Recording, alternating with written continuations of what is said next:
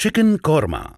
All you need is 250 grams of boneless chicken cut into 1-inch pieces, 1 teaspoon of ginger garlic paste, entire packet of Suhana Chicken Korma mix, 50 grams, 3 tablespoons of butter, 500 ml of full cream milk. Method of cooking is as follows.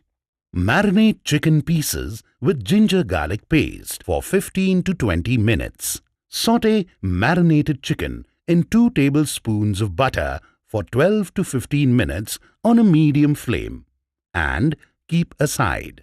Make a paste of Suhana Chicken Korma mix with 100 ml of milk. Heat remaining butter in a pan. Add prepared paste and cook for 1 to 2 minutes on a low flame. Add remaining milk and cook for another 4 to 5 minutes till gravy starts thickening.